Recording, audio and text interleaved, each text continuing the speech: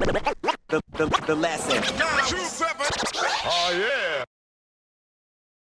You know, if you guys dropped the finger licking good record in '93, and that's the first Australian hip hop LP from South Australia. Whereabouts in the scheme of things in terms of like across the country, like was there much stuff on vinyl, like Aussie hip hop wise? Yeah, I mean at that point, man, you had some really great stuff out of Melbourne. Personally, I think one of the greatest records that was ever made is Mama's Funksticles, which is Rosetta's Got a One Track Mind, which is, I still think is just a pivotal song for me. AKA Brothers with Packy Dreads. You had the Death Wish stuff coming out of Sydney. Really, Western Australia was silent. There's not much there. Queensland, there was a lot happening in terms of art. And, you know, Catch was DJing and Frenzy's DJing there. You know, there's kind of all that stuff happening. But I'm probably going to get in trouble, but I'm not quite sure what was coming out of Brisbane at the time. I did spend a lot of time there, and there could be a relationship between those two things. Those boys looked after me well. Yeah, there was just very little, right? You know, like if I look at my shelf at home, you know, I've got the special shelves. I look at kind of the early years. It's like this. I look at it now, you know, especially Culture of Kings, you get 4 volumes per release or something. It's like, you know, whatever. Oh, great. Yeah, you got 4 records. That's great. It was just a different world. So when we put something out here and mailed it off to guys around the country, people were like, this is amazing. It wasn't amazing, personally, I don't think. But, you know, like people were, yeah, it was a big thing. It was a big thing. And then, so was that the one and only Finger Licking Good LP? Yes. And then, so later on after that, the Fuglemen thing that's right, formed. So how long after, like around what year? So basically after that, so it's about 94, Derek went to London, where he met Noise. I did a trip in 95. And spent time with Noise, traveling, doing a tour with him around England. I didn't perform, but I just got to kind of hang around, which was awesome. And I reckon in 96, Muskrat, Jeremy Glover and I kind of just started to talk about it. So Chris were kind of, I'd been jumping up to jam with them and, you know, see her singing and all that stuff. I think it was about that point that Jeremy, Muskrat and I had started talking about this concept of let's do like a live hip hop thing. You know, like we love the roots, we love all this stuff. Let's try and have some like live musicians playing music. And again, this was sacrilege to a lot of dudes. Can't have instruments on your things. It's like, well, how do you think your music's made, right? Seriously. Like some people, it was sacrilege, right? Dudes didn't like it. I think particularly Jeremy, Muskrat and I made a call about that we became friends and we could, Muskrat and I started writing together, and then we were like, well, let's get a drummer in, let's get a keyboard player, let's keep it sparse. Then we're like, Madcap, do you want to be in? So Madcap kind of came back and we got him in the band. And there's an amazing period, man. You know, again, like, there really wasn't, again, in this country, like, you wouldn't allow, you know, there's that thing about there's meant to be a rule book about this music. There's no rule book. That's why I'd started in this thing, because there's no rule books.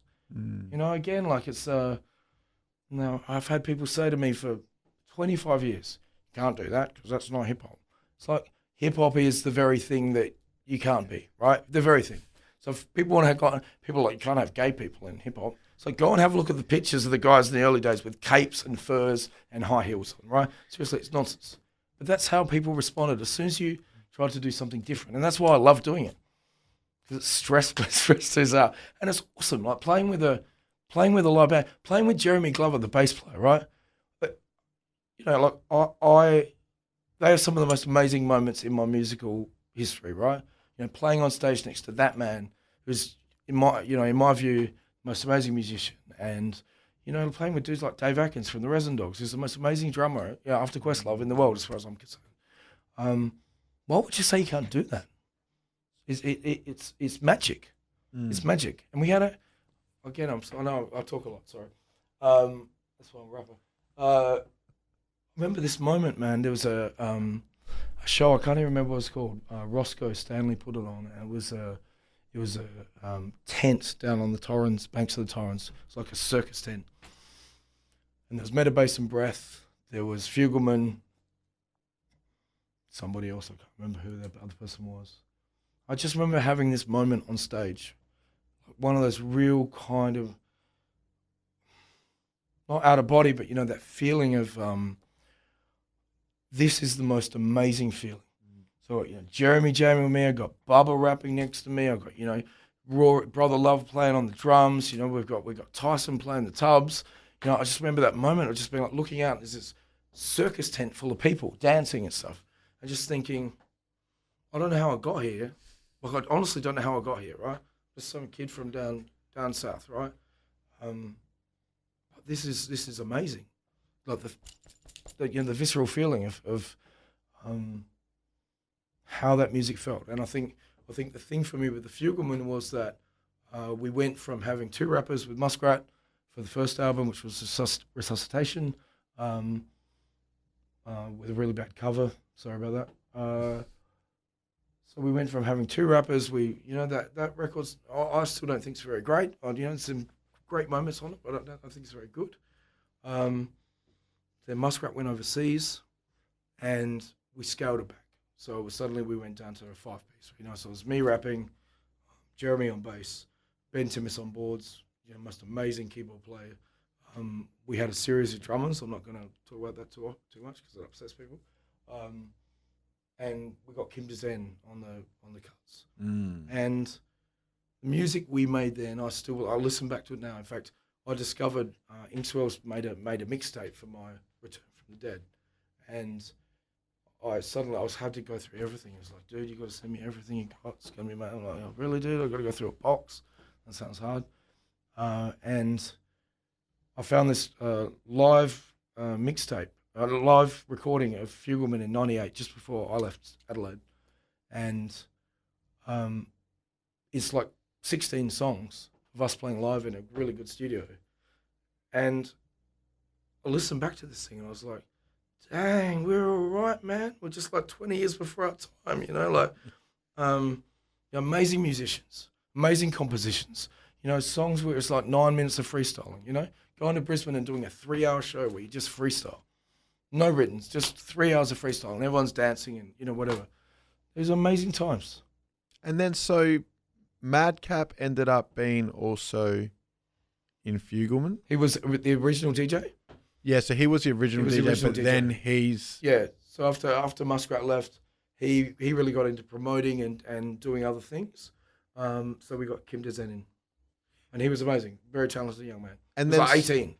And then so in that transition, I guess, between Finger Licking Good and Fuglemen, so then 2 out of the 3 ended up starting Fuglemen, and Groove Terminator, he went on to do... We went to Miami and did all this, Yeah, like being he's... a major producer and doing amazing thing. Again, very proud of Simon, man. I'm very, very proud of him. He's done amazing things.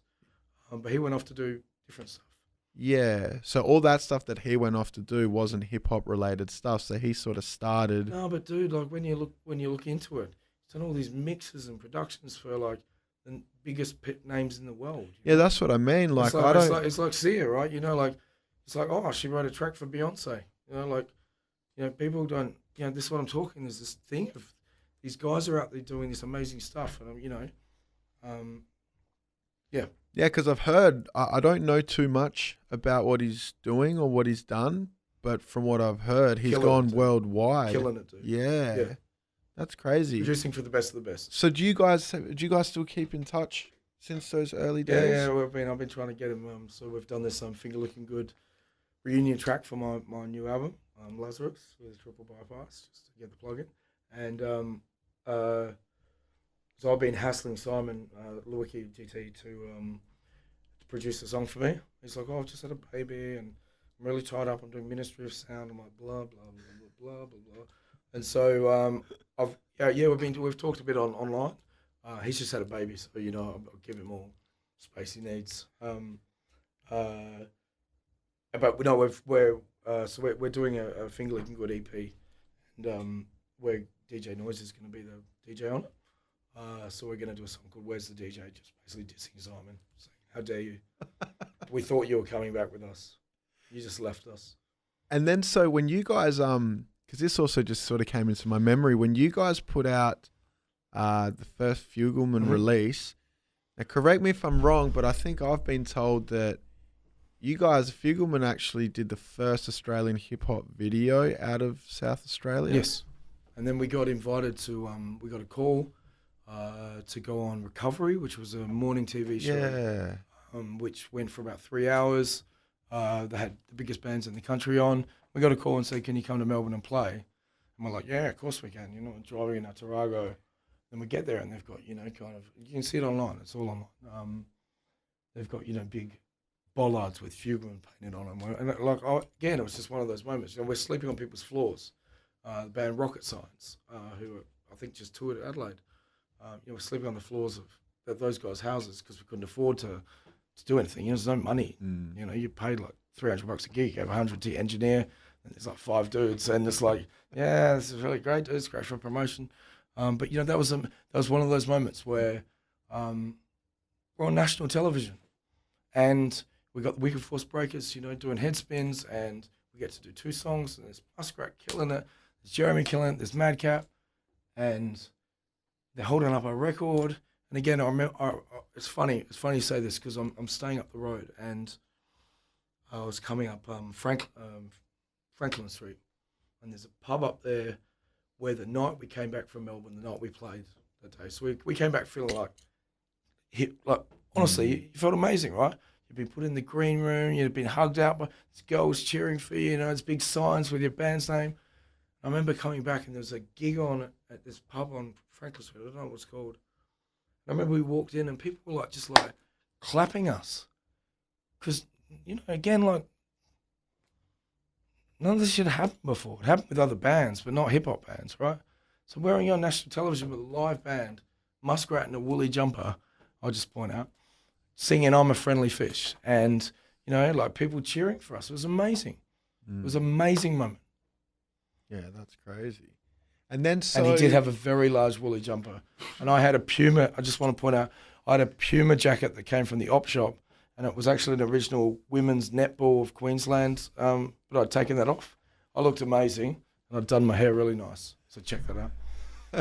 And then, so what was the name of the song that was the single with the video? Resuscitate. And was that not only the first Australian hip-hop video out of Adelaide, or was that out of the whole of Australia? I want to call that. I believe so.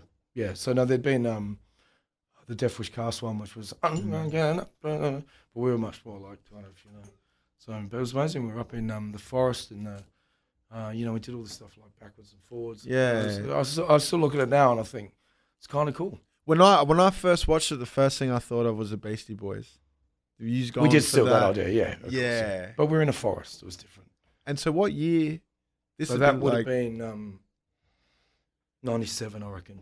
Yeah, okay. 97. And then so you guys had how many releases under the Fuglemen? So we had two albums. So there was the Resuscitation, and then Memento Mori came out in 99. So I'd left for Sydney. But we still put it out, and the band came, and we did launches and stuff. And in between that period, I put out a solo album called This Last Week I've, and started working with Mostyn. So Mostyn, what he called himself then was Mostyn Space Unit, who I have to say, like now, is in the Middle East. He's put out a thing called Abri and the Dream Fleet, which is the most beautiful piece of music you'll ever hear with an Emirati soul singer. They were number 1 on iTunes across the Middle East for a number of weeks. It's a big deal, right? It's amazing music. He just produced one for me, and it's all right. I just rang him, I'm like, oh my god, dude, I'm gonna get in the studio, you know, oh my god. So I started working with Mostyn. Mostyn started kind of with non-Mostyn, and then all of a sudden there's this kind of Mostyn. How do I explain it? So he helped with some of the Fuglemen stuff, and then all of a sudden I'm sitting in a studio in where's this place called? Seaford or Ranella? No, past there. Someone Port Wollonga or somewhere around there, where he lived. And I'm there every day in a studio. We're making beats together. You know, he's teaching me how to use an MPC. And so we basically cooked up the first Quro solo album, because I just sort of felt like there was space, and I could write. I was writing. I was prolific. I was, couldn't stop myself. And he had a dog called Yoda, which was amazing. Why wouldn't you call your dog Yoda? Mostyn. And yeah, man, again, that was a real special moment, because then, Mostyn and I became great friends. We moved to Sydney together. We rented a house together. He fell down the stairs every morning. My room was under the stairs, so I heard him every morning slip over. We went on speedboats with mushrooms. It was an amazing time. Then we became reference point. So I was going to have the Quro album and the Fuglemen album, Memento Mori, which I still think is one of the greatest pieces of work I've personally been involved in. I listen back to that now, and I think again, if we'd done that today, there'd be a very different reception to what we had then. And the label that we put it out on in Sydney, they were scumbags, they were arseholes. They basically stole our rights. They put this thing out and then went bankrupt. How they roll. Yeah. And I still think it's Memento Mori is an amazing. It's meant to be a piece of art, right? So the cover art is about the songs. It's basically about the end of the world. And people are always like, "What's all this about?" It's like it's about the world running out of petrol and everything falling to pieces, right? And if you look at the cover art, if you think about the song list, if you think about it's all there, and it's only 8 songs. As I'm sitting here tackling with 44 songs for my new thing, which I don't know how to deal with, but it's probably not my problem. Beautiful that you can get that down to the 8 songs, right? The simplicity of that. And that record changed things. Yeah. Wow. People felt, I believe that after that record, people felt emboldened to bring live instruments on stage with them, right? That was for me in this country, right? It was just this moment where suddenly, all of a sudden, you had all these people doing. I'm not suggesting people are doing what we were doing, but people felt okay about doing it. Yeah. The rule book out the window. I remember being in Sydney and someone saying, "You can't do this. It's not in the hip hop guidebook." I'm like, "Can I see the hip hop guidebook? Have you got it there?" "No, you don't, dude. No." You know who I'm talking to. The lesson. 27. Oh yeah.